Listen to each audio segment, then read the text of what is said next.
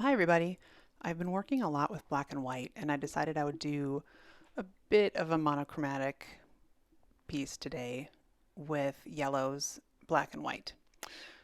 I'm cheating calling it monochromatic because I'm not really, it's not like I'm just mixing yellows with white and black. I'm using distinct white, black, and yellows. So this is yellow ochre I'm putting on this large sheet of paper. And the first portion of my process is usually just to mess around and throw paint on things. This is some white acrylic ink. Just wanted to see what would happen with this. Most of my beginning stages, the first few layers are all, it's totally intuitive experimentation. So I'm using a piece of paper now to do two things. One, just to spread this around in a random way, and two, to lift some of it off so it's not as opaque as it would have been otherwise. Two benefits. One, you get some random marks. Two, it dries faster because it's a thinner layer.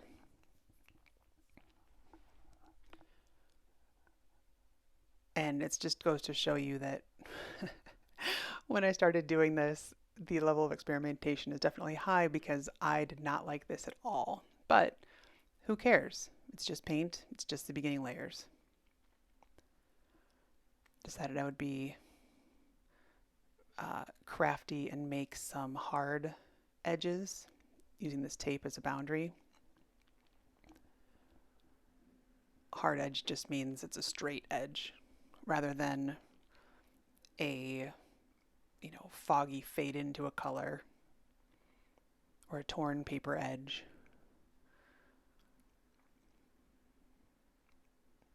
It's a bit time consuming.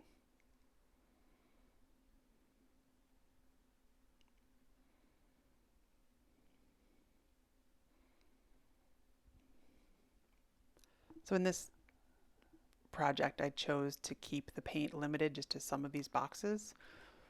Looking back, what I think would have been really fun is just to take the paint, spread it all over the place, so make the whole thing black, and then take the paint off and show where just the yellow and the white would show through and just where those lines are. However, hindsight's always 2020. So maybe one of you guys will do that and then you can show me what it looks like.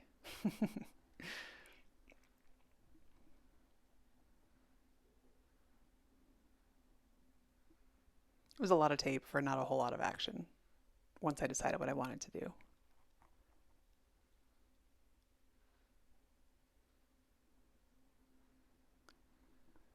So making this was, again, a total experiment. I decided to use lots and lots of yellows and golds, which I don't normally use, not in this sheer quantity. It's a lot of yellow and a lot of black. So it's really not a subtle piece. You either probably have some strong feelings about it, you either probably really like it or really don't like it, and that's fine. This is some quinacridone gold I'm adding just to soften, I guess, the yellows a bit. Give it a rich, looks a bit like honey to me.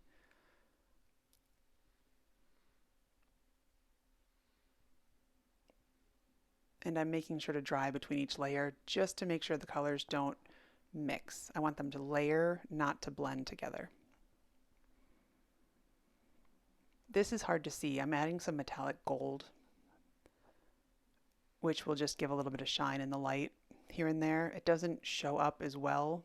You can see it a bit there, but it's not very opaque. It just adds a little shimmer of gold when the light catches it.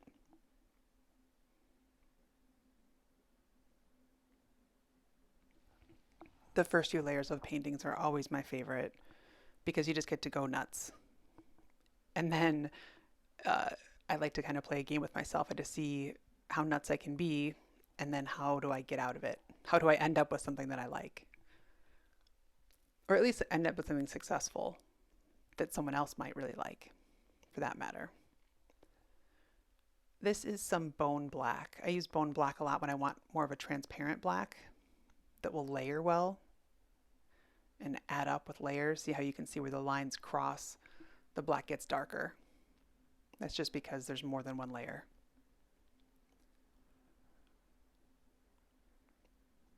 This is some white crayon. When in doubt, scribble. That's my motto.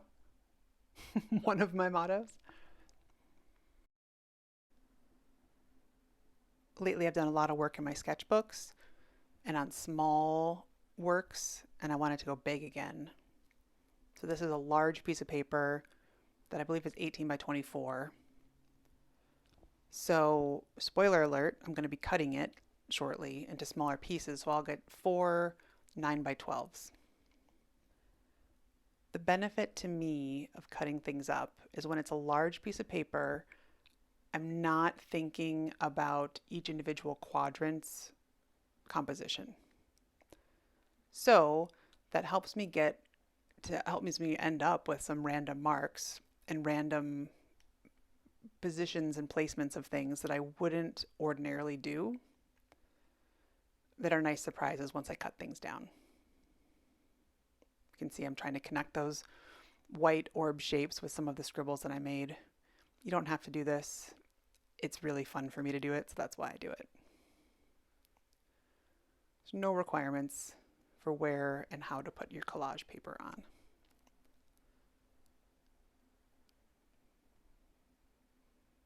And you can see that with the background being a lot of soft edges, a lot of, not very harsh marks, adding these very exact marks, these orbs, because the edges are so clean on these, it's starting to look much more defined. And these pieces look so special, and they're so highlighted because, one, there's such a high contrast. The black versus white is as high contrast as you can get. And the other thing is they're very specific marks in a kind of, I don't know, I was going to say mushy, kind of a mushy background, a softer background, or at least a background with soft marks. The colors are not soft, but the marks are softer.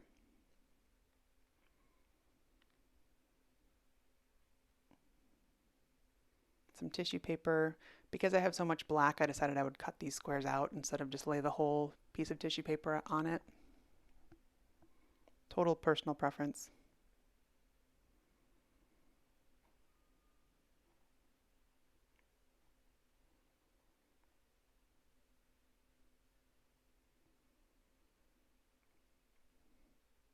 So knowing that I'm going to cut this up, I am trying to spread my collage all around the large piece of paper. Not necessarily thinking of it in individual, one of the 4 pieces. I'm not thinking about placement on those 4 pieces necessarily, but I'm thinking about trying to get something in all 4 quadrants of the page.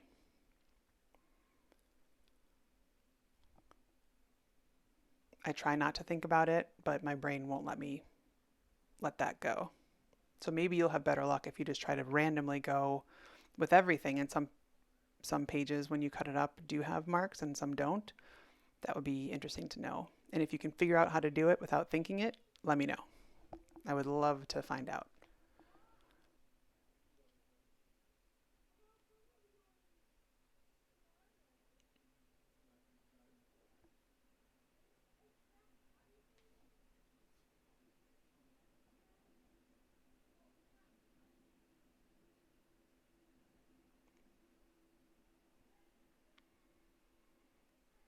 So because this piece of paper is exactly 24 by 18, I wanted to end up with 4 9 by 12 pieces. So I did measure.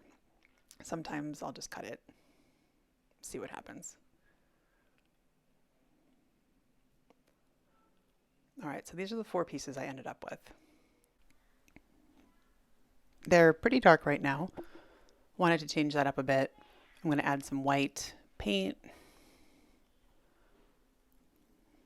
thicker in some areas than others. And then this is a knitting needle I'm taking just to carve through the paint to reveal the layers on the bottom. I decided to do a repeating pattern of some of those orbs that are in the black and white collage piece, but just make them in the paint.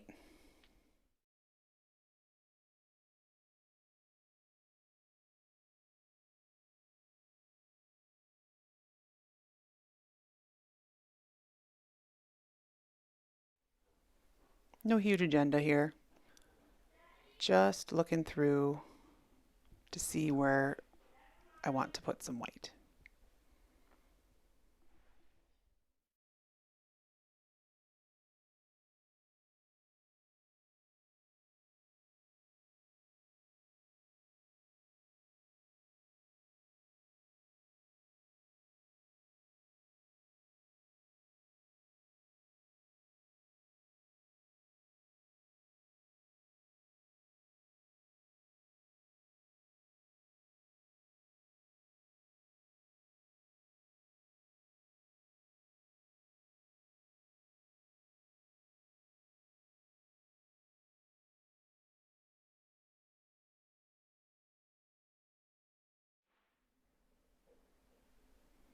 Using my color shaper just to take some white paint away,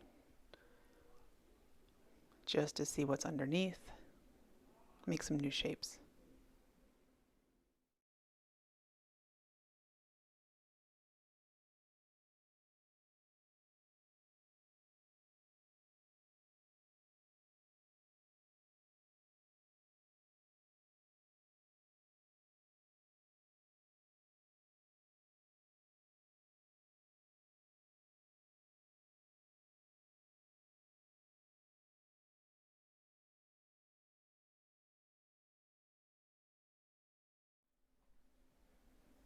So this is about as far as I got, and then I put them down for a month or two.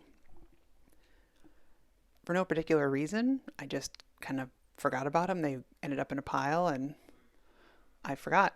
So I took them out today and finished them up.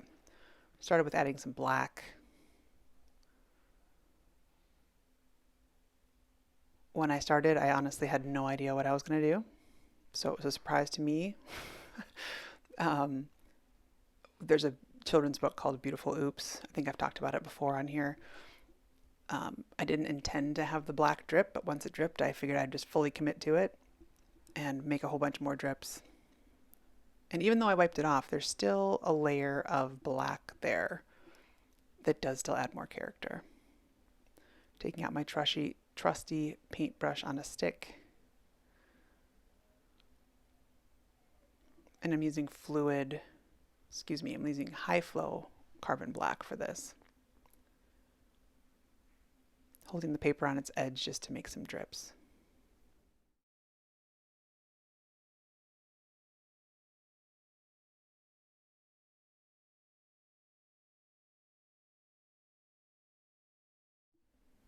I had thought when I started this today that I had two that I was going to keep as they were and just update two of them. But once I started, I just kept going for all of them.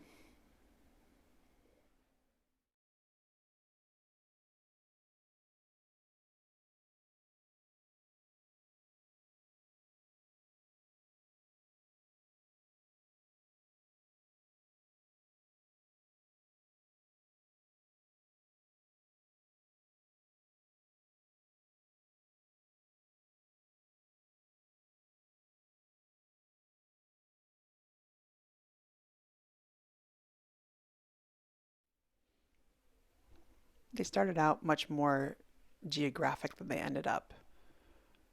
I guess by geographic I mean more grid-like.